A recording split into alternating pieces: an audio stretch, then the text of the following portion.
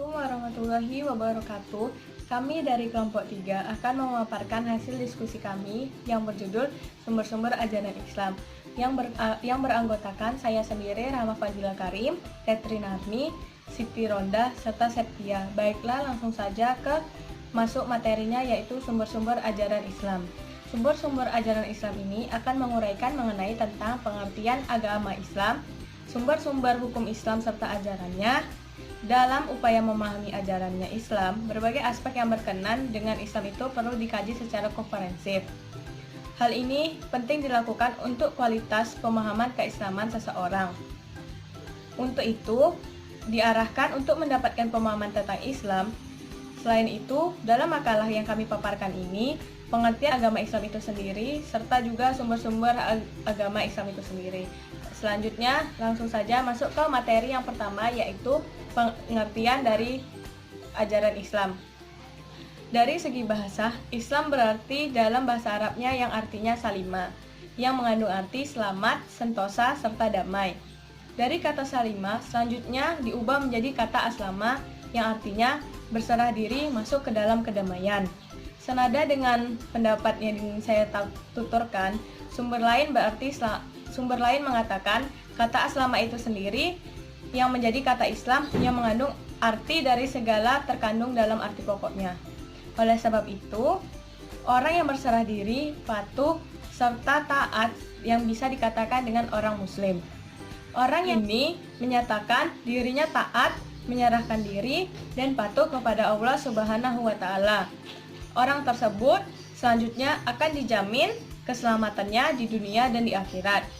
Dari pengertian tersebut, kata Islam dekat dengan arti kata agama yang berarti menguasai, menundukkan, patuh, hutang, balas, dan kebiasaan.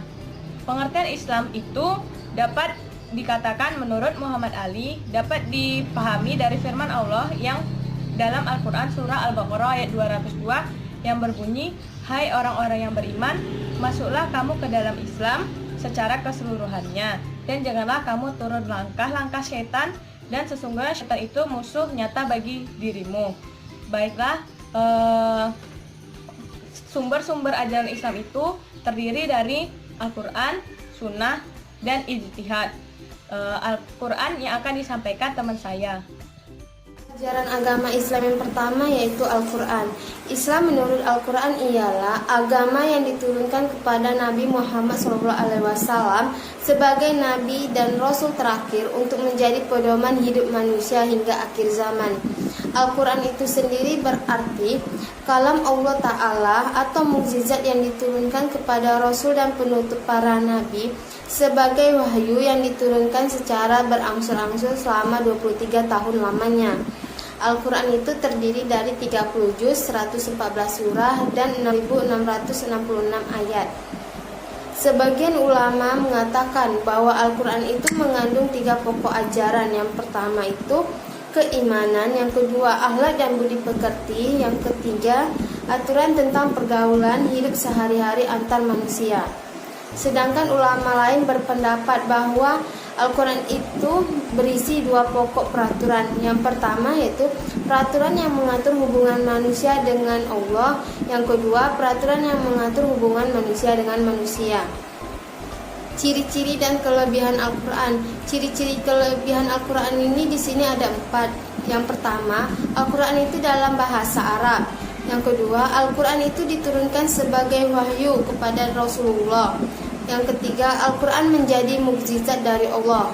Yang keempat, membaca Al-Quran di dalam sembahyang atau di luarnya dikira ibadah dan diberikan pahala. Fungsi Al-Quran itu sendiri ada 4. Yang pertama, Al-Huda berarti petunjuk bagi kehidupan manusia. Yang kedua, Al-Furqan yang berarti pembeda antara hak dan yang batil. Yang ketiga, Al-Shifa yang berarti obat. Sebagai firman Allah yaitu, "Hai manusia, sesungguhnya telah datang pelajaran dari Tuhanmu dan penyembuhan bagi penyakit-penyakit di dalam dadamu." Quran surat Yunus ayat 57. Yang keempat yaitu nasihat. Sebagai firman Allah Ta'ala yang berbunyi, Al-Quran ini adalah penerang bagi seluruh manusia dan petunjuk serta pelajaran bagi yang bertakwa. Quran Surat Al-Imran ayat 38. Isi kandungan Al-Quran yang pertama itu tentang akidah tauhid, yang kedua janji dan ancaman Allah, yang ketiga cara dan jalan mencapai kebahagiaan, yang keempat sejarah umat masa lalu. Saya Septi Ardiana. Di sini saya akan melanjutkan pemaparan makalah dari pemakalan yang sebelumnya. Baiklah, di sini yang saya akan jelaskan adalah sumber ajaran Islam yang kedua. Sumber ajaran Islam yang kedua adalah hadis. Hadis merupakan kebiasaan yang dilakukan oleh Rasulullah, baik dari perkataan, perbuatan, maupun penetapan atau persetujuan Rasulullah terhadap apa yang dilakukan oleh para sahabatnya. Dilihat dari sumber ajaran Islam, hadis menempati tempat kedua setelah Al-Quran. Penempatan ini disebabkan karena perbedaan sifat antar keduanya. Dilihat dari segi kualitas periwayatannya, Al-Quran bersifat relatif. Al-Syatibi menyatakan bahwa hadis merupakan penjelas dari Al-Quran.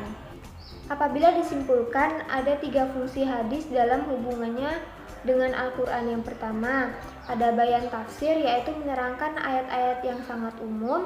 Yang kedua, ada bayan takrir, yaitu hadis yang berfungsi untuk memperkokoh dan memperkuat pernyataan Al-Quran.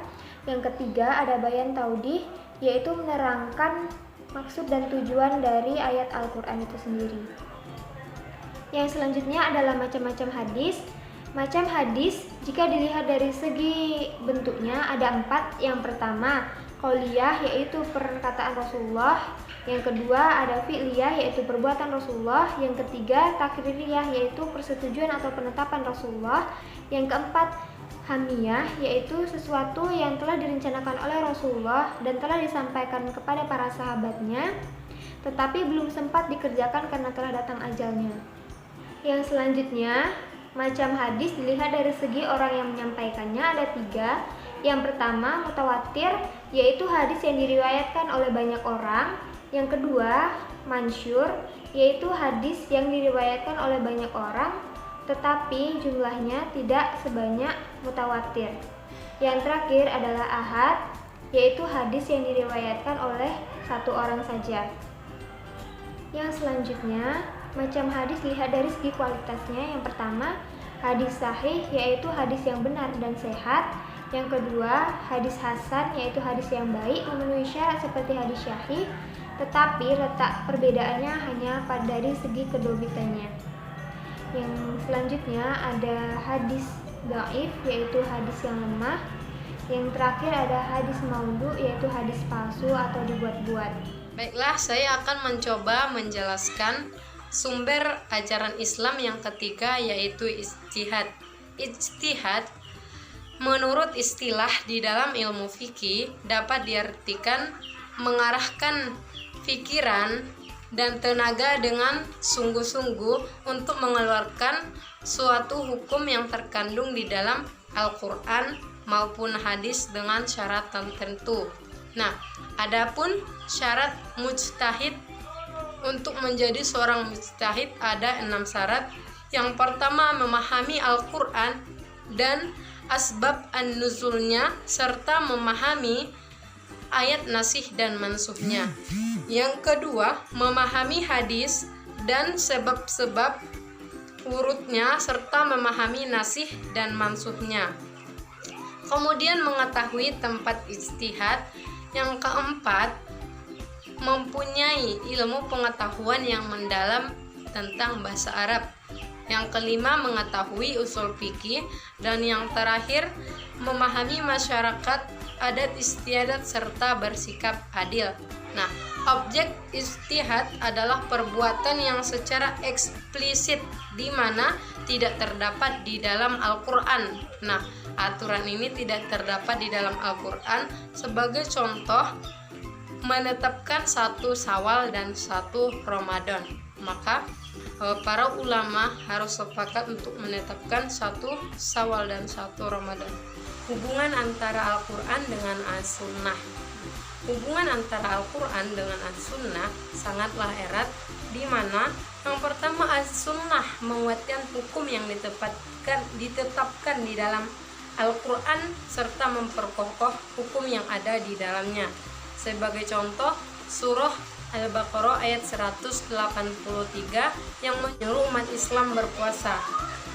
Islam didirikan atas 5 perkara, yakni yang ketiga berpuasa pada bulan Ramadan. Maka kita sebagai umat Islam harus melaksanakannya pada bulan Ramadan, karena di dalam Al-Quran dan hadis tidak dijelaskan berapa lama dalam sehari berpuasa, maka dijelaskanlah di dalam ijtihad ini atau disepakatilah oleh para ulama. Kemudian As-Sunnah memberikan rincian terhadap Al-Quran yang bersifat umum. Contohnya dalam surah Al-Baqarah ayat 110 yang berarti dirikanlah sholat dan bayarlah zakat. Nah, di situ menyuruh kita untuk mendirikan sholat dengan membayar zakat. Nah, kita tidak tahu, awalnya kita tidak mengetahui berapa rukun sholat, maka disepakatilah oleh para ulama ataupun diijtihadkanlah oleh para ulama. Kemudian perbedaan antara Al-Quran dengan As-Sunnah ada 3. Yang pertama, Al-Quran bersifat qat'i atau mutlak keadaannya ataupun kebenarannya, sedangkan As-Sunnah bersifat zahani atau relatif. Yang kedua, seluruh ayat Al-Quran mesti dijadikan pedoman, sedangkan seluruh ayat yang terkandung di dalam hadis tidak harus dijadikan pedoman. Nah, yang ketiga, Al-Quran sudah pasti autentik dan maknanya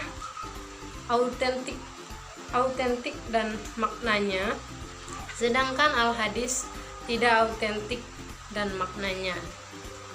Baiklah, itulah penjelasan tentang sumber ajaran Islam dari kelompok kami. Jika ada kesalahan ataupun kekurangan di dalam penyampaian materi, kami mohon maaf. Wabillahi taufiq wal hidayah. Assalamualaikum warahmatullahi wabarakatuh.